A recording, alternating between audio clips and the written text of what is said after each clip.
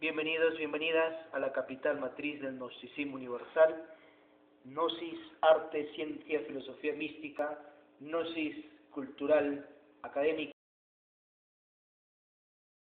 y suprapropolítica samariana. Así a nivel planeta, en la ciudad, país y continente que estéis, aquí tenéis las direcciones de millares de luniciales, centros gnostizantes de luz, soles conscientivos instruccionales misionales de gnosis cultural, religare propoliética, ciencia, arte, filosofía, mística, donde aprendemos y practicamos, cábala, astrología, viajes astrales, alquimia, reencarnación, ufología, ecología, superación personal, meditación práctica, antropología, agrocultura, alimentoterapia, tecnopsicotrónica, dharmatización, metafísica, gimnasia del sol, sumums académicas culturales, religares solares, propoliética davis revinu. Tomad pues las direcciones existentes, de las 3 etapas misionales instruccionales mundiales Sumums Lumens Avatara, donde seréis atendido por los discípulas directos del Dr. Samael Aun Weor resurrecto, Lakshmi Daimon, Jesucristo, resurrectos y por los ejecutivos, ejecutivas, misioneros, misioneras, ungidos, ungidas, de la gnosis samaeliana Sumums Lumens Avatara. Entrad en gnosisavatar.es.tl y ubica tu dirección más cercana. Además podéis asistir también vía online, en internet, en directo a nivel planeta, a los cursos de primera cámara pública inicial de motivación continua. Entrad aquí, gnosislasrevinu.es.tl. Inicio de la conferencia por Samael Aun Weor resurrecto. 023 El peligro de las efigies mentales. Título original: El ego y las efigies mentales. Número de conferencia: 023. Fuente en audio, no disponible. Calidad de audición desconocida. Fecha de la grabación no disponible. Día miércoles, pues me doy cuenta que no todos los hermanos lograron aprender, capturar plenamente, aquella cátedra relacionada con los agregados psíquicos y las representaciones. En nombre de la verdad, hemos de decir que el mundo de la mente es el depósito de todas las formas mentales pasadas, presentes y futuras. El mundo de la mente natural, o universal, debe ser, pues, estudiado a fondo, profundamente, si es que queremos nosotros entender algo sobre el ego y las representaciones. A muchos hermanos no se les ha podido ocurrir, claramente, cómo es la diferencia existente entre ego y representaciones. Hemos dicho, los agregados psíquicos, todos en conjunto, constituyen eso que se llama ego. Cada agregado psíquico es la vivísima personificación de algún defecto de tipo psicológico. Hemos dicho también, que dentro de cada agregado existe cierto porcentaje de conciencia íntima. Hemos aclarado, que desintegrando esos agregados, liberamos la conciencia. Hemos dado las técnicas a seguir. Mas, en nuestra pasada cátedra, añadimos esto de los agregados, algo distinto. Me refiero en forma clara, precisa, a la cuestión aquella de las representaciones. ¿Qué diferencia habría, por ejemplo, entre agregados y representaciones? Eso es lo que vamos a estudiar en la cátedra de hoy. Dentro del terreno meramente practicista de la vida, una persona es una persona, un objeto de los sentidos, y la representación mental o imagen mental que tengamos sobre la persona, es otra cosa, es algo similar a la diferencia que existe entre una persona y su fotografía. La persona es la persona, y su foto es su foto. Su foto es su representación, lo que la representa. Y una cosa es realmente una persona, y otra cosa es una foto mental que sobre la persona tengamos. La foto mental viene a ser la representación de la persona. Los agregados psíquicos constituyen el ego, pero las representaciones, perciben los objetos de los sentidos en el mundo de los sentidos. Así también, es verdad que existen las representaciones de la mente.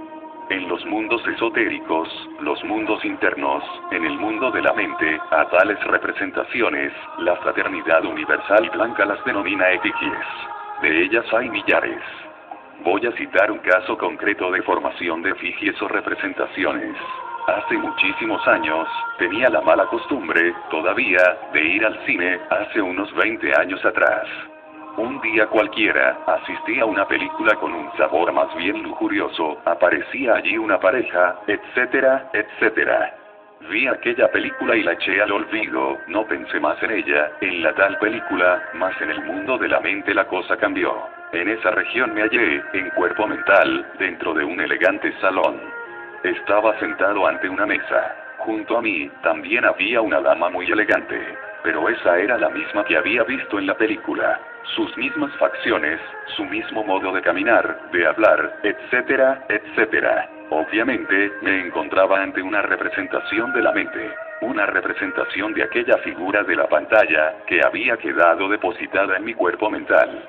Tuve un encuentro, dijéramos, de tipo amoroso, con aquella dama mental, que no era sino una representación, y obviamente, había un error gravísimo. Yo había creado esa representación, esa efigie. De pronto me vi obligado a descender al mundo astral. Me hallé, luego, en un gran templo, ante un gran maestro y un grupo de maestros. Recuerdo todavía, aunque eso sucedió hace 20 años, que aquel adepto me dio una nota escrita con su puño y letra. La leí, decía: retírese usted inmediatamente del templo, pero con INRI. Es decir, conservando el fuego sagrado, puesto que no había habido propiamente fornicación ni nada por el estilo, pero sí, cierto aspecto erótico. Eso es todo. Bastante compungido de corazón, comprendí mi error. Me dirigí hacia la puerta de entrada de aquel gran templo. Mas antes de salir, resolví hincarme en un reclinatorio que había allí, cerca de la puerta. Pedía perdón.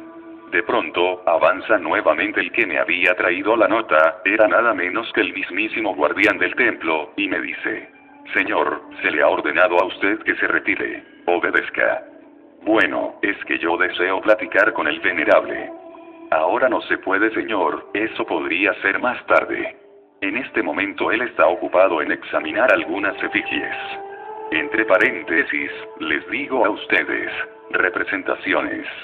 No me quedó más remedio que retirarme de aquel templo y directamente me vine, muy compungido de corazón, a mi cuerpo físico. Ya entre el vehículo denso, me concentré en el Cristo pidiendo perdón. Reconocí el error de haber ido a aquella película. Comprendí que había fabricado con la mente una efigie, y rogué al misericordioso me repitiera la prueba. Fui escuchado porque tuve verdadera compunción de corazón. Y a la noche siguiente, en cuerpo mental, fui llevado al mismo lugar, a la misma mesa, a las mismas sillas delante de la mesa, y ante la misma dama que no era más que una representación de tipo mental. Cuando iba a empezar ya, el mismo flirteo de la noche anterior, me acordé de mi propósito de enmienda, y desenvainé, de una vez, mi espada flamígera, y la atravesé a esa dama mental con la espada. Luego la desintegré, porque era una forma mental. La llama de la espada me permitió pulverizarla, que se redujera a cenizas, prontamente. Concluida esa labor, descendí nuevamente al mundo astral. Penetré dentro mi cuerpo astral. Ya en posesión de ese vehículo, me hallé dentro de un gran templo, el mismo de la noche anterior. Se me recibió entonces con alegría, fiesta, se me felicitó, y posteriormente, mi Buda interior o Buda íntimo, me instruyó profundamente. Me llevó en cuerpo mental a los salones de cine, para mostrarme lo que son tales salones. Entonces vi que están todos llenos de larvas, de representaciones, creadas por los mismos asistentes a las películas. Formas mentales depositadas en esos antros de magia negra. Me instruyó el Buda interior sobre todos los peligros que implicaba la ida al cine, me dijo, que en vez de estar yendo a ver cine, debía de ponerme a repasar mis vidas anteriores, y hasta me hizo repasar algunas páginas. Luego tomó una espada y la partió así, y me dijo, en esto puedes quedar tú, perder tu espada, si sigues asistiendo a esos antros de magia negra. Le dije, señor, no volveré a esos antros. Y jamás volví. Así pues que pasaron muchos años sin volver jamás. Confieso, sin embargo, porque no puedo ser falso conmigo mismo, que una vez vieron una película sobre el fin del mundo, película de Michel de Nostradamus. Bueno, dije, esto no me parece malo, se trata de Nostradamus, sobre los tiempos del fin. Y fui. Se trataba de Nostradamus y de sus centurias, no sé si ustedes conozcan algo sobre el particular. La encontré muy sana. Pero tampoco se me reprendió en esta vez, porque la película que fui a ver era de Nostradamus, sobre las centurias escritas por Nostradamus, y sus profecías. No me he atrevido a volver, pues, van y de pronto me jalan las orejas, por estarme metiéndome en camisas de 11 varas. De manera pues, que a películas de esas a go-go, o esas de mucho erotismo, mucha lujuria, y todas esas cosas, yo jamás volví a eso. Tuve una excepción, fue la de Nostradamus. Eso es todo. De todas maneras, reconozco que es peligroso entrar en esos antros, porque hay multitud de larvas que no son más que formas mentales, representaciones, de personas, de bandidos, de ladrones, etc., es decir, de todo aquello que los espectadores han visto en la pantalla. Así que, en nombre de la verdad, les digo a ustedes, que una cosa son los agregados psíquicos, y otra las representaciones. Los difuntos, por lo común, pierden mucho tiempo en el Devachan. Yo no les puedo negar a ustedes que el Devachan no sea un lugar de felicidad, de dicha y de paz. Pero, desgraciadamente, las figuras que hacen agradable y placentera la vida, en el Devachan, a los difuntos, son efímeras, son meras representaciones vivientes de sus familiares, de sus parientes, de sus amigos que dejaron en la tierra. En una palabra, las formas del Devachan, esas representaciones o efigies vivientes, resultan de naturaleza ilusoria. Por eso digo que pierden mucho tiempo en el Devachan. Pero, son felices, por otra parte, dichosos. Se sienten acompañados de los seres queridos que dejaron en la tierra.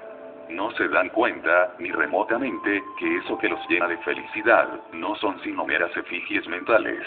Si se dieran cuenta, pues, aquel Devachan perdería todo interés para los difuntos. En la mente de cada uno de nosotros viven muchas representaciones de nuestros amigos, de nuestros familiares, de nuestros parientes, de nuestros allegados, etc. Es claro, si alguien nos dice algo contra un amigo o contra un familiar, y nosotros cambiamos el buen concepto que tenemos con respecto a este último, aquella figura se altera, esa efigie mental, dijéramos, es alterada, y al alterarse toma las características nuevas que le hemos dado, de violencia, de mala fe, de ira, etc., y estas nos atacan violentamente, convirtiéndose en un obstáculo para nuestro trabajo esotérico. En estos instantes me acuerdo de David Neil, parecería nombre masculino, pero no. Se trata de una dama inglesa que estuvo del Tíbet. Ella se propuso crear, de verdad, una representación viviente, a voluntad, una efigie mental. Y le dio, a tal figura, la forma de un monje tibetano. Pero, hasta consiguió la cristalización y materialización de aquel monje. Es obvio, que cuando tocaban a su puerta en vez de salir ella a abrir, salía el monje, era visto físicamente, pues tal era el poder con que lo había materializado. Después de cierto tiempo, aquella figura, aquella representación, intencionalmente creada por la David Neil, fue asumiendo características peligrosas. Ya no obedecía, hacía lo que le daba la gana, comenzaba a atacar a todo el mundo, aún a ella misma, etc., y es claro, la dama se espantó. Entonces, en un monasterio, entre todos, se dedicaron a desintegrar tal efigie.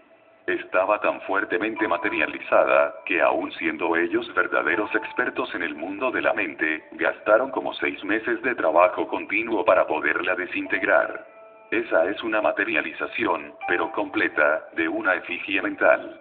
Les decía a ustedes en la pasada plática, que no debemos abrir nuestra mente a las representaciones negativas porque esto era perjudicial, que solamente deberíamos abrir las puertas a las impresiones positivas. Si nosotros abrimos las puertas a las impresiones negativas, a la chismografía de alguien, que viene a hablar contra alguien que cargamos aquí en la mente, el resultado será fatal. La efigie o representación nosotros sobre esa persona, contra la cual se viene a hablar, puede ser alterada, precisamente, por las emociones negativas, provenientes de impresiones negativas, también. Tal figura, entonces, asume características tenebrosas, se vuelve contra nosotros y nos ataca violentamente. Eso es claro, cargamos multitud de representaciones, y naturalmente, que cualquiera de ellas que se llega a alterar, se convierte en un enemigo interior más, de los ya existentes. Es conveniente, hermanos, que reflexionemos en esto. que aprendamos a vivir inteligentemente. Solo así marcharemos por la vía que ha de conducirnos hasta la liberación final. Es necesario cuidar la mente. La Blavatsky ha dicho, la mente que es esclava de los sentidos, hacia el alma tan inválida como el bote que el viento extravía sobre las aguas. Nosotros necesitamos controlar los sentidos y la mente. Muchos pájaros mentales, o pensamientos, se meten en la jaula del entendimiento y nos perjudican, me refiero a representaciones negativas. Ahora comprenderán ustedes mejor lo que estoy diciendo, de que hay que controlar los sentidos y la mente. Van ustedes por la calle, y de pronto encuentran ustedes, en una esquina, a una revista pornográfica. Se ponen a mirarla con algo de obscenidad, y el resultado es la creación de una nueva representación mental. Esa nueva representación es un pájaro de mal agüero que se mete en la jaula de la mente, para causar daño y fortificar las emociones negativas y la lujuria. Los sentidos, por ello, deben ser controlados. Desgraciadamente, la gente no se acuerda de controlar los sentidos y la mente, y eso es gravísimo. En vez de leer revistas pornográficas, que nada conducen sino a la creación de nuevas efigies, vale la pena estudiar los libros de la sabiduría, las sagradas escrituras, etc. No hay duda de que el verdadero saber iniciático se convierte en fuego, y por ende, en poder. En esta cuestión de sapiencias, que se relaciona tanto con la mente, creo entender, mis queridos hermanos, que existe una antítesis. Me refiero a la cultura esa de tipo intelectualoide, con que lo alimentan a uno durante la edad preparatoria. Ciertamente, esa cultura que le dan a uno desde el kinder, en las escuelas primarias, en la secundaria, en la prepa, en la universidad, viene a causarnos espantoso daño. Yo calificaría tal cultura de magia negra de la peor clase. Porque ese tipo de cultura, y me dispensan aquí los hermanos universitarios, como XX, y en fin, los hermanos que tienen muchas letras en la cabeza, me refiero a todos, hasta a mí mismo, que reconozco que también pasé por esas tan cacareadas escuelas de educación primaria y secundaria, y todo eso, ya no guarda ninguna relación con las distintas partes del ser, antes bien, se relaciona, claro está, fatalmente, con los 5 cilindros de la máquina y los falsea. Y que el centro intelectual es el que peores daños recibe, luego el centro emocional, motor, instintivo, sexual. De manera que quedando falseados esos 5 cilindros de la máquina humana, debido al tipo de alimentación que reciben durante la edad preparatoria, ya no detectan las ondas del cosmos y del universo, se cierran para las divinas armonías del espacio infinito y atrapan a la esencia, en forma exorbitada. De todo esto resultan los vaivones del intelecto, que actualmente tienen al mundo en desgracia. Ellos gobiernan todos los países de la tierra en esta negra edad del Kali Yuga. Ya sabemos nosotros el estado desastroso en que se encuentra actualmente la humanidad.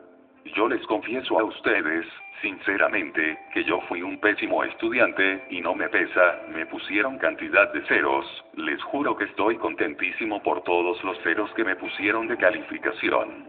De no ser por todos esos ceros, estas horas los 5 cilindros de mi máquina orgánica estarían bien fundidos, bien quemados. Pero me parecían áridos todos esos estudios de las escuelitas de primaria y de secundaria, de prepa, etc. Bostezaba tremendamente durante las clases. La última fue cuando el señor profesor de gramática, me agarró por los cabellos y me puso de patitas en la calle. Gracias a Dios, bendito sea Dios. De no ser esto, ¿cómo sería mi vida actualmente, con los 5 cilindros de la máquina quemados? Por allá, en Guadalajara, me ponían el título de doctor.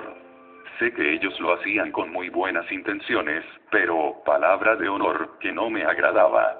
Me siento feliz así como estoy. Mis queridos hermanos, la verdadera sabiduría, es la sabiduría oculta, que como les dije, esta sí se convierte en fuego.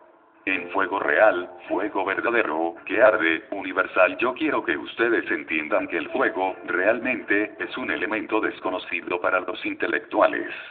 Es un elemento que nadie conoce su origen. Nosotros frotamos un cerillo, pues, y se produce fuego. Cualquiera nos diría que es el producto de la combustión. No hay tal. Antes de que la tal combustión existiera, existía el fuego dentro del brazo, para que pudiera moverse él mismo. Eso es obvio. Y después de la combustión en sí del fuego, y yo diría más bien que con el roce del cerillo, o del fósforo ese, la sustancia que contienen al fuego en estado latente, es destruido. Entonces, al destruir el envoltorio dentro del cual está el fuego en estado latente, la llama sale a la superficie. A nosotros lo que nos fuego físico, sino la asignatura astral del fuego, es decir, el fuego del fuego, la llama de la llama. Tal poder ígneo o crístico, o tal poder, dijéramos, el logos mismo, el logos solar. Eso es lo que nos interesa. Sabemos que el verdadero conocimiento se convierte en fuego solar. Mas una cosa es el fuego aquí, en el mundo físico, y otra es el fuego durante la inmanifestación, o en el mundo de las causas naturales, o en el caos. Allí nos encontramos, directamente, con los señores de la llama, que son verdadero fuego. Allí encontramos ese poder que se halla latente en el caos, ese poder creador eléctrico que induce toda vida en el universo. Eso es lo que vemos en las esferas superiores de la creación cósmica. El fuego latente es una maravilla, a esos soplos ígneos de la constelación de Leo, criaturas vivientes imposibles de describir con palabras. Vivas representaciones de la corona sepirótica, de la cábala hebraica, son Keter, Chokmah y Binah, cada uno de ellos. Hay 12 órdenes de adeptos en este cosmos, relacionadas con los 12 signos zodiacales. No cabe duda alguna de que aquella orden de los leones del fuego, o leones de la vida, de la constelación de Leo, es la más exaltada. Así está escrito, y así es.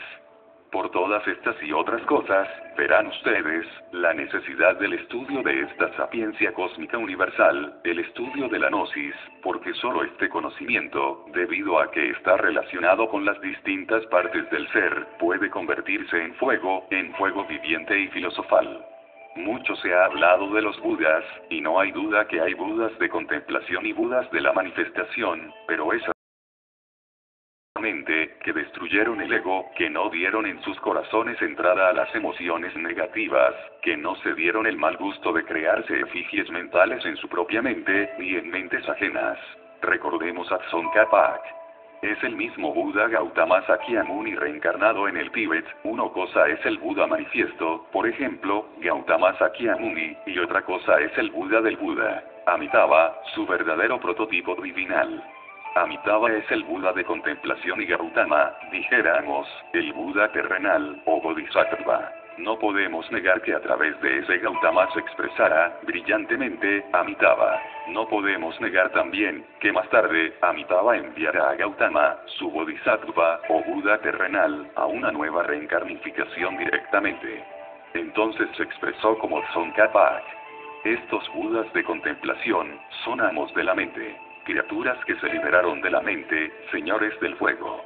Es claro, todos esos Budas adoran el gran Buda y le rinden culto, es decir, al Logos. Miradas las cosas desde estos ángulos, desde estos puntos de vista, vamos comprendiendo cada vez más la necesidad de controlar los sentidos, subyugar la mente, libertarnos de la mente, de aprender a vivir sabiamente, si es que queremos, en verdad, llegarnos a convertir en Budas de contemplación. Eso es obvio. Los tiempos van pasando, mis queridos hermanos, y a medida que pasan, nosotros debemos sentir la necesidad de la liberación final. De lo contrario, no sería posible tal liberación. En nombre de la verdad, hemos de decir que en tanto nosotros solo seamos esclavos del ego y de las representaciones de la mente, la liberación final continuará siendo algo más que imposible. ¿Por qué los desencarnados pierden tiempo? Repito, por las representaciones. Estas les acompañan en el Devachan. Y aunque gocen de una aparente felicidad, obviamente, están perdiendo el tiempo, miserablemente. La humanidad pierde mucho tiempo con las representaciones. La humanidad pierde mucho tiempo con el ego. Todo eso, verdaderamente, es más amargo que la hiel. Ha llegado el momento de entender que la luz increada es lo fundamental. El deseo hacia la luz, se convierte en luz increada. Esta luz increada, surge de entre las tinieblas profundas del no. Debemos anhelar la luz, desearla, y trabajar con el propósito de nacer, un día, realmente, en la luz increada. Actualmente, hay muchos bodhisattvas en el mundo. Sucede que en las épocas pasadas de nuestro planeta Tierra, durante las edades de oro, plata y cobre, muchos entraron en los misterios, se hicieron adeptos, o en otros términos, se convirtieron en Budas. Pero cuando vino la edad del Kali Yuga, el ego tomó una fuerza terrible en todos esos antiguos iniciados. Y tomó fuerza, porque ellos no supieron vivir, y sucumbieron ante las tentaciones, sino, no habría resurgido el ego en ellos. Hoy andan pues, por la faz de la tierra muchos bodhisattvas caídos. Si cuidaran más la mente y desintegraran el ego, si se propusieran a no crear más efigies, se pondrían de pie, resurgirían victoriosos. ¿Qué es un bodhisattva? Sencillamente es un germen, una semilla, o en otros términos, una semilla con un organismo etérico, microcósmico, que puede desarrollar, en sí mismo, a un ser celestial. Es claro, si el bodhisattva trabaja sobre sí mismo, mas si no lo hace, tal semilla no se desarrolla, y se pierde la oportunidad. Seres gloriosos que vivieron en las civilizaciones de Egipto, de Babilonia, de la India, de Persia, etcétera, etcétera, se hallan latentes ahora en esas semillas, que en algunos sujetos, se encuentra almacenada dentro de sus mismas glándulas endocrinas sexuales. Si tal semilla, con un organismo etérico, consiguiera su pleno desarrollo, esos seres quedarían en plena posesión de su cuerpo, nuevamente, y sería una bendición para la humanidad. Mas desgraciadamente el peor enemigo que tienen todos esos hermanos caídos, todos esos adeptos destronados, es la mente. Por eso he insistido tanto, en la pasada cátedra, y en esta misma, sobre la necesidad de no abrir las puertas de nuestra mente a las impresiones negativas, que pueden alterar algunas representaciones, que nos obstaculizarían el avance, hacia adentro y hacia arriba. Por ese motivo, he insistido también demasiado, en la necesidad de desintegrar el querido ego. Es que el ego y el ser son incompatibles. Eso es obvio. Bueno, mis queridos hermanos, cátedra. Espero que reflexionen, muy sinceramente. Y creo que ahora sí, con esta explicación, han podido ustedes entender la cuestión esa de las efigies mentales o representaciones, depositadas en el mundo de la mente. Antes de terminar esta cátedra de tercera cámara, doy libertad de palabra, a fin de que los que no hayan entendido, pregunten, y pueden hacerlo, como les dije, con confianza. Discípulo. Maestro, hay una pregunta. ¿Las efigies retornan cuando el ego regresa a una nueva matriz, o se desintegran como la personalidad? Maestro. Las efigies pueden conservarse por algún tiempo, hasta que se van debilitando poco a poco. A veces retornan, no todas las veces retornan, y se van debilitando poco a poco. Cuando uno pierde el interés en tal o cual efigie o representación, estas ya no pueden alimentarse y se va disolviendo. ¿Alguna otra pregunta? D. Yo no entiendo eso de las esfinges, maestro. M. Yo no estoy hablando de esfinges, sino de efigies. D. Maestro, uno se hace imágenes y representaciones buenas y malas, ¿verdad, maestro? Esas representaciones buenas forman también efigies.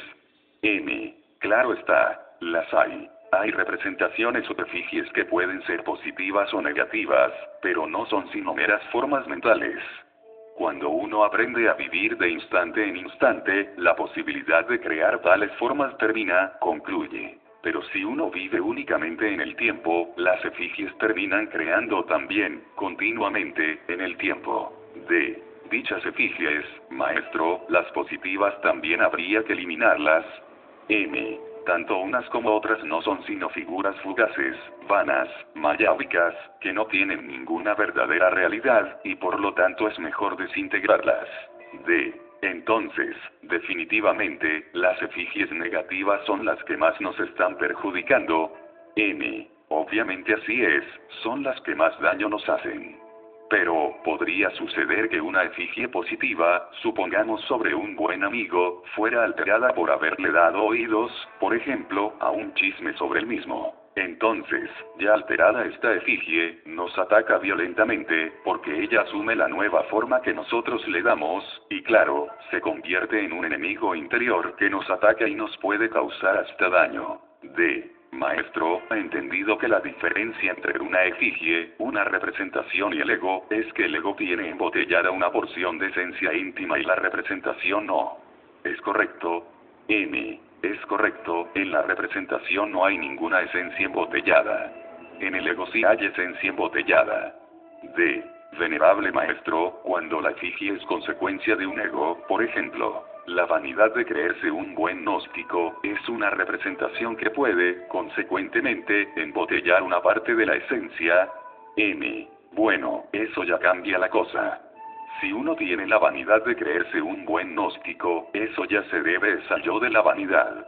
Allí no hay ninguna efigie, allí no hay ninguna representación. Sucede que, sencillamente, se siente uno la mamá de los pollitos, o el papá de Tarzán. Eso es todo. D. El método para eliminar el yo psicológico, más o menos, lo vamos asimilando día a día, a través de la práctica, maestro. Pero, ¿se necesita otro método para eliminar las efigies? M. Pues, similian similius curantur. Tal como es arriba es abajo. Por medio de la potencia flamígera de las armas de Vulcano, podemos nosotros desintegrar un ego que es tan pesado. Porque hay egos de 96 leyes, unos hay de 48, de 24, y hasta de 12. También hay egos de 96 por 1, por 2, por 3, por 4, por 5, por 6, por 7, por 8, por 9, multiplicados, y sin embargo, los desintegramos mediante el trabajo, con la técnica de la forja de los cíclopes, en la fragua encendida de Vulcano, cuanto más una representación. Para desintegrar una representación no se necesita tanto esfuerzo, un poquito de atención y un solo trabajo que haga uno en la forja. D. Basta con la comprensión misma. M. Eso es todo. Yo no necesité sino de un solo trabajo con la flamígera para desintegrar aquella efigie que tuviera su prototipo en una sala de cine. D. ¿Qué hacemos con aquellas efigies que tenemos desde la infancia?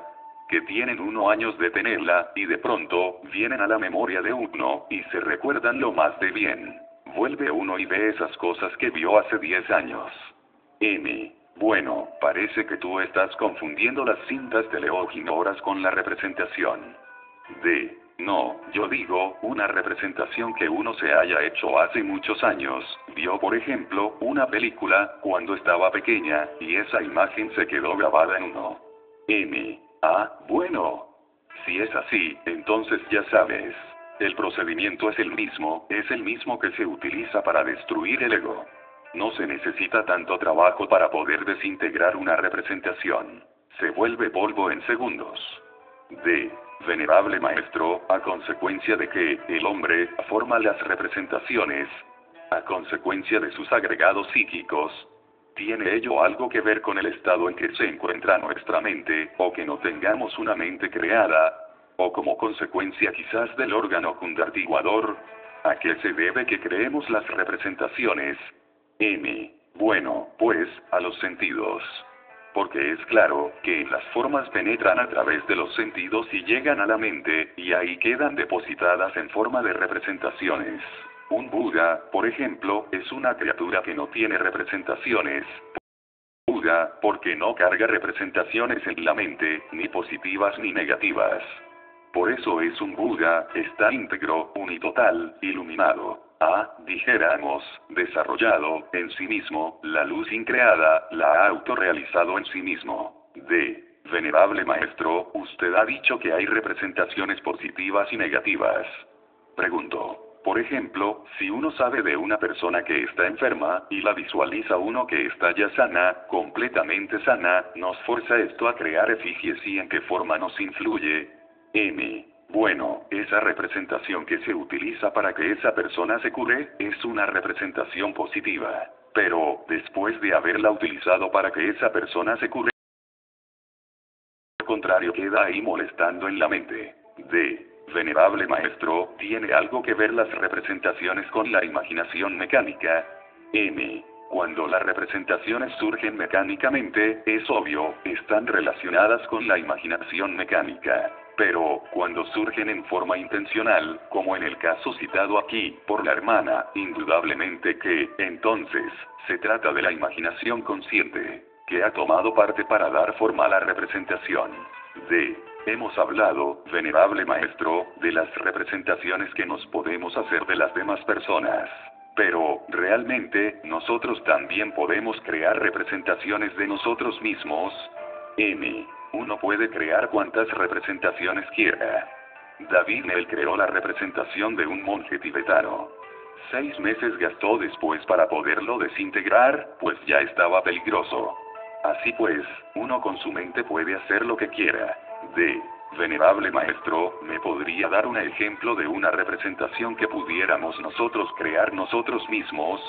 M. Bueno, si tú te imaginas que tú eres, pues, un superhombre, dijéramos, pues claro que si te figuras que eres un superhombre ya, lleno de poder, de majestad, haces una representación de ti mismo, positiva, o llena de orgullo o lo que tú quieras.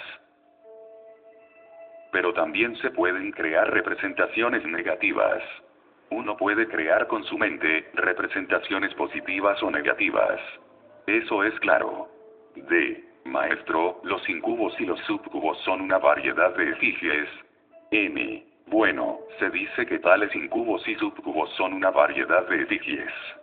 Son representaciones. Eso es claro. Pero yo iría más lejos, reflexionar. He estudiado a fondo los elementales de Franz Hartmann. Él asegura que si una persona, por ejemplo, gasta su esperma sagrado, mediante la masturbación, de las respectivas imágenes eróticas, lujuriosas, crea, si es hombre una representación femenina, o sea, un subcubo, hembra, pero, si es una mujer la que hace lo mismo, crea un incubo, que es de naturaleza macho, que son transparentes como el cristal, se ha dicho. Causan gran daño porque se siguen alimentando del cuerpo vital de sus progenitores. Se dice, representaciones. Pero, vamos a analizar estas cosas a fondo, ¿serán o no serán representaciones? Yo pienso, sencillamente, que esos tales incubos y subcubos, ya analizando la cuestión y saliéndonos del texto de Franz Hartmann, son agregados psíquicos creados a voluntad por el vicio de su progenitor. De manera que podríamos denominarlos agregados incubos y agregados subcubos en la psiquis humana, eso es todo, puesto que roban parte de la conciencia de su progenitor, o de sus progenitores. De manera que no son meras representaciones. A ver, hermana. D. Venerable maestro, entonces, los incubos y los subcubos necesitan una forma especial de destrucción, una técnica especial. M. Pues he venido reflexionando ahora, y veo la necesidad de desintegrarlos, lo mismo que se desintegra cualquier otro agregado. D. Son agregados. M. Creados por los que tienen tal vicio. D. Entonces, ¿nos ayudaría esto, una limpieza? M. Ahí no valen limpiezas. Ahí lo único que vale es la lanza, y un trabajo firme con la divina madre Kundalini en la forja de los cíclopes. Ahí no valen limpiezas. Los agregados psíquicos no se eliminan con limpiezas. ¿Alguna otra pregunta? A ver, la hermana. D. Venerable maestro, yo tenía entendido que los incubos y subcubos, con un poco de flor de azufre puesto en la planta de los pies se desintegraban. M. Pues hasta aquí, así lo creía yo. Y ahora me arrepiento de haber creído así. Ahora me estoy dando cuenta que esos son agregados psíquicos inhumanos, que hay que volver polvo, como cualquier otro agregado, como el del egoísmo, como el odio, la violencia, etcétera, etcétera. La realidad de los hechos. Y que me perdone don Francisco Hartmann, pues, por haberle contradicho a su texto, los elementales. Hemos cambiado de pensar en eso. La experiencia nos está indicando lo correcto. D. Venerable maestro, en su libro Las Tres Montañas, nos habla de que siempre que el individuo o el hombre tenga la mente, aunque haya acabado con el ego, de la psicología, puede volver a caer. Eso es algo que no hemos comprendido. Por eso hacemos la pregunta. M. Pues, eso no se te haga raro. Es obvio que si un Buda ha desintegrado su ego, pero ese Buda, por ejemplo, cae en el vicio de la fornicación, del adulterio, si derrama el vaso de Hermes, sencillamente, surge en él, nuevamente, el ego. Resucita. Pero no es un ego nuevo, es viejo, y resucita de entre sus propias cenizas, cual el ave fénix de la mitología. D. Sí, pero la pregunta es, ya estando muerto en sí, ¿por qué cae de nuevo? Venerable, si ya el Buda ha muerto en sí mismo, ¿por qué cae de nuevo en la fornicación? M. Porque tiene derecho. Puede hacer de su vida lo que él quiera. Si se le antoja caer, cae. Si se le ocurre bajar, pues, baja, eso es cosas de él. Pues, tenemos plena libertad para todo. Hay libertad para trabajar, libertad para vivir, libertad para sufrir y para llorar, y para todo hay libertad en la vida. Toda esa hueste de los Elohim creadores, ¿acaso no se cayeron en la Lemuria? ¿O nos caímos? Sí, porque yo también en la Lemuria me fui para abajo. ¿Y por qué lo hicimos? Bueno, yo lo hice porque otros lo hicieron. Bueno, es una respuesta muy tonta, de verdad. Entre la bola, CM, nos fuimos abajo todos los antiguos pitris de la... Hasta el viejo Neptuno, pues, también se cayó. Que después nos levantamos, que tuvimos que llorar mucho, chillar, para poder levantarnos. Eso es verdad. Pero en aquella época nos fuimos abajo. Me viene a la memoria, en estos momentos, algo muy interesante. Un día cualquiera, estando a la orilla del mar, se me ocurrió investigar algo sobre el sexo en la Lemuria. Pedí a mi padre, que está en secreto, que me diera permiso de hacer la investigación en Lemuria, y se me concedió el permiso. Penetré en lo que se llama los archivos acásicos de la naturaleza. Ya entre esos archivos acásicos, no me fue difícil invocar, por ejemplo, a un grupo de amigos que había conocido en la Lemuria. Que vengan aquí, dije, y que aquella familia de lemures. Tal familia se presentó, un grupo de gigantes. Sus cuerpos eran tan altos que no cabría su tamaño aquí en este salón, saldría su cabeza por el techo y algo más. Estaban vestidos al estilo lemúrico, ataviados con sus túnicas de aquella época, y sus mantos y sus extraños sombreros metálicos, etcétera, etcétera. Dichos gigantes, a una orden mía se sentaron.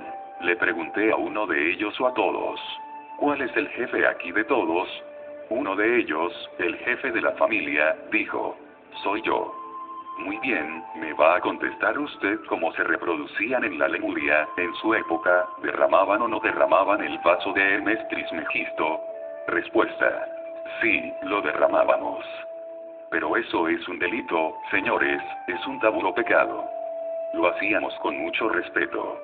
Y únicamente teníamos relación sexual cuando queríamos engendrar un hijo, y más nada, y con profunda reverencia. Pero, ¿por qué derramaban el vaso de Hermes?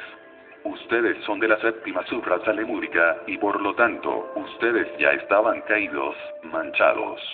Pero, los antepasados de ustedes, los de la tercera subraza lemur, se reproducían por el poder de Kriya Shakti, y voy a demostrárselo a ustedes. Hice otra gran invocación. Invoqué, entonces, a otro amigo de la tercera subraza lemur. Y llegó un venerable anciano lemur, de unos 4 metros de estatura, un gigante completo, pero así es. Traía sobre su cabeza, no solamente un manto, sino una multitud de sombreros de distintas nacionalidades. Le dije: ¿por qué trae usted esos sombreros en su cabeza? Esos son formas mentales. Usted viene dormido, se ve que usted está caído. Disuelva esas formas mentales. ¿No le da pena a usted cargar eso? Se concentró unos instantes y las disolvió instantáneamente, en milésimas de segundo. Le observé los ojos y tenía un estado un poquito comático, lo que indica que actualmente tiene cuerpo en algún lugar del planeta Tierra, pero está caído en estos tiempos. En aquella época no estaba caído. Le digo: bueno, ¿cómo se reproducía la gente en su época, durante la tercera subraza lemúrica? Cuando la gente no había salido del Edén, ¿en qué forma se reproducían? Respuesta: nosotros no derramábamos el vaso de Hermes jamás. La reproducción era por Kriya Shakti, y la cópula la efectuábamos, exclusivamente, dentro de los templos. ¿Está usted dispuesto a dar testimonio de eso? Sí, estoy dispuesto. Ya ven ustedes, mis amigos, les dije, los dos actos sexuales, el del caído y el del que no está caído. Entendemos. Salimos de aquel salón. Vimos un gran edificio con 5 pisos, representando a las 5 razas que han existido en el mundo, o sea, la raza polar, la raza hiperbórea, la raza lemúrica, la raza atlante y la raza aria. Al observar la 5ª raza, vi que era la más degenerada de todas. Los caídos de la Lemuria, o sea, aquellos Dhyanis caídos, o Elohim caídos, o Bodhisattvas caídos, ángeles caídos, de la séptima subraza, que estaban entonces degenerados. Sin embargo, su degeneración no llegó sino hasta el punto, nada más, de que solamente consentían tener la relación sexual, o cometían el error de derramar el esperma sagrado, pero eso, exclusivamente lo hacían, cuando querían engendrar un hijo, y ya se les consideraba degenerados. Por tal motivo, ya estaban degenerados. Los atlantes, en séptima subraza estuvieron, y existen dos formas de reproducción. La una es la bestial, o animal, derramando el vaso de Hermes. Y la otra forma de reproducción es la superior, aquella en que el vaso de Hermes no es derramado, entonces nacen hijos selectos, criaturas con posibilidades de muy buen desarrollo espiritual. Está pues, claro, que las posibilidades de caer, existen siempre durante la manifestación cósmica. Solo en el absoluto, tales posibilidades, han dejado de existir. Mas el sexo, en sí mismo, jamás es negativo, claro, en sí mismo, todo depende del uso que se haga de él. En la mitología griega se nos habla de muerte divina, caos, Gea y Eros, siendo Eros el Espíritu Santo. De manera que el Eros es el tercer logos, la fuerza erótica. Por lo tanto esta, en sí misma, no es negativa. Antes bien, se necesita para el autodesarrollo interior profundo. Es irreemplazable. Eros, en sí mismo, es divinal, pues es el tercer logos, es el Espíritu Santo. Lo malo no es precisamente Eros, sino la lujuria, y esa está en la mente. Por eso se ha dicho claro, la mente que es esclava de los sentidos hacia el alma tan inválida como el bote que el viento extravía sobre las aguas. Los pensamientos morbosos engendran nuevos agregados psíquicos. Las efigies morbosas, indubitablemente, nos estimulan, una y otra vez, a la satisfacción de la concupiscencia. Y eso es todo. ¿Alguna otra pregunta, hermanos? D. P. N. Sucede en la misma forma en que la personalidad humana podría convivir con las cosas y las personas, o una fotografía y su respectivo dueño. Así pues, una efigie mental es una especie de fotografía viviente, de algo, o de alguien, y está depositada en la mente. Eso es todo. A ver, hermano. Maestro, hemos entendido, perfectamente, la idea de las efigies o representaciones mentales. Estas dejan de existir en el mismo momento en que se vean las cosas en sí. Cuando no hay representaciones de algo o de alguien, es porque vivimos de instante en instante. Al ver las cosas en sí, pues, ya no se hace una representación, porque estamos despiertos. He ahí, pues, la importancia de aprender a vivir de acuerdo con la filosofía de la momentaneidad. Siempre de momento en momento, de instante en instante. Así no creamos efigies. Es lo mejor. Pero, entonces, ahí está la pregunta, maestro, ¿uno tiene que estar despierto de instante en instante para que no se creen imágenes, o representaciones de las cosas? A nosotros se nos hace eso casi imposible, vivir de instante en instante, ya sea por los mismos agregados, ya sea por las mismas imágenes que ya tenemos construidas. Indudablemente, el trabajo es mucho más arduo, ahora que sabemos esto de las imágenes. Ahora hay que ir eliminando el ego y eliminando efigies. Es casi imposible, maestro. Mas no es tan imposible. Si uno aprende a vivir de acuerdo con la filosofía de la momentaneidad, siempre de momento en momento. No crea eso, no lo crea. Eso no es imposible. Basta un poquito de entrenamiento, y eso es todo. Venerable maestro, una pregunta. La esencia, fuera del cuerpo, de los afectos, de los deseos, vería este mundo en una forma muy diferente, lo vería tal como es. Pero, ya la esencia dentro de este cuerpo físico, no vería las cosas a través de representaciones, ya en forma más complicada, en una forma más condicionada. No, las vería dentro del crudo realismo. Porque si uno, por ejemplo, mediante el Samadhi consigue vivir en ese mundo de Atman, en esa región de luz, en la que se expresa Atman con todo su poder, descubre que allí todo es matemático. Ve la naturaleza tal cual es, y que es exactamente como es y no de otra forma. Porque una cosa es la foto de una cosa y otra cosa es la cosa en sí. Una cosa es ver un cuadro de la naturaleza, tal como es, y otra cosa es ver la fotografía de ese cuadro de la naturaleza. En este caso, la fotografía es la representación de ese cuadro de la naturaleza. O sea, que una persona que haya muerto en sí misma, aunque tenga este vehículo físico, a través de él, que es la ventana en que se asoma a este mundo físico, va a ver las cosas tal como son, tal cual son.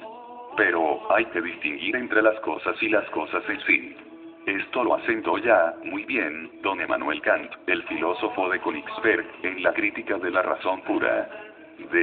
Venerable maestro, al no transformar nosotros las impresiones, formamos nuevos agregados psíquicos, y al vivir de acuerdo con la filosofía de la momentaneidad no dejamos que penetren en nuestra mente, representaciones. Cuando uno vive de acuerdo con la filosofía de la momentaneidad, es claro que no fabrica representaciones, eso es obvio. De manera que disolver los agregados psíquicos es mejor, para aprender a vivir de instante en instante. Conforme uno vaya eliminando los agregados psíquicos, va aprendiendo a vivir de momento en momento. Téngase en cuenta que los agregados psíquicos son tiempo. El yo es tiempo, es un libro de muchos tomos. Pero si nosotros desintegramos al yo, desintegraremos al tiempo. Y es obvio, que aprenderemos a vivir de instante en instante. Así pues, aprender a vivir se va realizando poco a poco, a medida que uno va eliminando los agregados psíquicos, es decir, a medida en que va eliminando al tiempo, a medida que va eliminando el ego. Se nos ha dicho que Jeropas es el peor tirano, y es verdad. Jeropas es el tiempo, y el tiempo en nosotros es el ego. Disuelto el ego ha sido destruido Jeropas, entonces el tiempo ya no existe, aprendemos a vivir así, de segundo en segundo. Maestro, recomendaría una representación para eliminar el ego. Pues eso resulta, dijéramos, un contrasentido del sentido común. Sería tanto como poner en marcha un automóvil poniéndole los frenos, obviamente, no funcionaría el automóvil. Usar una representación para disolver el ego es como, no funciona, en términos concretos. No funciona porque para disolver el ego no sirve ninguna representación. Para disolver el ego lo único que sirve es el trabajo fecundo en la forja de los cíclopes. Maestro, para ver las cosas en sí mismas, lo vamos logrando en la medida que vamos muriendo, así lo hemos escuchado, de su persona. Para ver el ego en sí mismo, no una representación del ego, no un ego inexistente, imaginario, no, sino tal y cual es el ego, necesitamos verlo en sí mismo, o sea, verlo en un momento de momentaneidad. Verlo, con ese sentido superior, con esa emoción superior, con la imaginación superior que nos permite vivenciarlo. Es la única forma de que ese ego en verdad muera, porque la práctica de la muerte del yo se hace estéril, en el mismo momento en que nosotros no vemos el ego tal cual es, sino que estamos haciendo una representación del ego.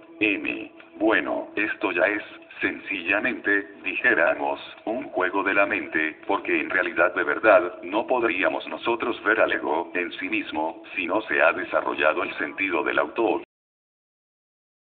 Solo desarrollando tal sentido es posible ver al ego. Ver al ego como representación sería caer en un círculo vicioso, una forma de autoengaño. Lo que nos interesa es disolver eso que estamos sintiendo, eso que está pensando en nosotros en un momento dado, eso que en un momento está ofendiendo a otro, eso que en un momento está sintiendo lujuria, eso que en nuestras carnes nos está quemando en un instante de lascivia, eso es lo que hay que desintegrar. Necesitamos ser prácticos. No se trata de formarnos representaciones del ego, sino de autoobservarnos psicológicamente en sí mismos y desintegrarlo. Venerable maestro, tocando lo del sentido de la autoobservación, ¿esto tiene alguna relación directa con los centros superiores de la máquina orgánica? Bueno, obviamente, los centros superiores de la máquina humana en sí ya están falseados, precisamente, por la educación recibida. De manera que estos centros de la máquina humana tendremos que depurarlos, y por eso es tan difícil, precisamente, el trabajo de la autorrealización íntima del ser. Hay dos cosas que nos están perjudicando, que impiden la autorrealización de alguien. Quiero referirme, precisamente, a la falsa educación recibida, como ya les dije, durante la edad preparatoria, y a la herencia. Nuestro padre terrenal, nuestra madre terrenal, tenían determinados hábitos, determinadas costumbres, equivocadas, o no equivocadas, pero las tenían. Ellos, a su vez, las tenían, porque la herencia la cargaban los genes, la habían heredado de nuestros abuelos. Nuestros abuelos tenían las mismas costumbres, porque las habían heredado de nuestros bisabuelos, y así sucesivamente. De manera que en la herencia que llevamos en los genes, existe la tendencia a repetir determinados errores de nuestros antepasados. Y están tan arraigados en nosotros que ni siquiera nos damos cuenta de ellos. De manera que eso y la pésima educación negativa, recibida durante la edad preparatoria, son óbice para la autoliberación del ser. Venerable Maestro, nosotros, los que queremos trabajar para morir en sí mismos, quisiéramos saber si las efigies mentales son exclusivamente mentales, o también hay efigies de tipo emocional, originadas por una crisis emocional, o si hay efigies instintivas, hay efigies sexuales, o si exclusivamente son mentales. Todas las efigies son mentales, porque al ser, al cabo, pues, del mundo de la mente es la mente y el ser es el ser. El mismo mundo astral no es más que mente condensada, y el mundo físico no es más que mente condensada. De manera que debemos de pensar en que las efigies son mentales. Eso es obvio. Maestro, uno no solamente debe observar los momentos en que manifiestan el yo, sino también esas manifestaciones negativas del pensamiento. Cuando escuchamos a alguien, por ejemplo a usted, maestro, y en nosotros, en ese momento, pasa un pensamiento negativo, en ese momento uno ¿qué hace? Escucha al maestro, o como se está observando, o comprende la manifestación negativa que tiene, ¿qué hace? Pues, si se está teniendo plena atención, no tienen por qué venir estas representaciones negativas. Mas si no se tiene la plena atención, cuando está escuchando, pues, surgen en la mente otras cosas. Pensamientos negativos, inquietudes, recuerdos. Si uno está plenamente concentrado en forma natural, espontánea, no hay posibilidad de que surjan esa clase de pensamientos, de los cuales tú me estás hablando. Bueno, pero si surgen, lo que uno no sabe. Pues, si surgen, es porque no estás con la atención puesta, completamente. Entonces hay que poner más atención. ¿Alguna otra pregunta? ¿Cómo puede uno saber, si al trabajar con la imaginación, no está uno formando efigies o imágenes positivas? ¿Cómo hace para saber que no está formando efigies mentales? Pues el dormido está, ¿qué va a saber? Despierta y después sabrás. Esa es la cruda realidad de los hechos. Un dormido está dormido, ¿qué va a saber? Hay que despertar. A ver, hermano, venerable maestro, hablando de las impresiones y relacionándolo con refinar el mandamiento de Roma, cuando una persona está practicando la alquimia, o transmutación, y se identifica con el sentir, como el producto de ese programa que tienen los cuerpos, el magnetismo, estas impresiones cristalizan en los yoes. Pues sí, pueden cristalizar las impresiones negativas en forma de yoes. Así pues que dentro de nosotros hay mucho que explorar, y eso es importante saberlo. Pues si ustedes pudieran, por un momento, desembotellar la esencia, podrían ver entonces, que esas 12 órdenes que existen en el universo, en las cuales está la orden de Leo, del león, no tienen ego ni cargan formas mentales, o efigies en su interior. Son criaturas que viven de instante en instante, y nunca tienen el mal gusto de crear efigies mentales. Reflexión.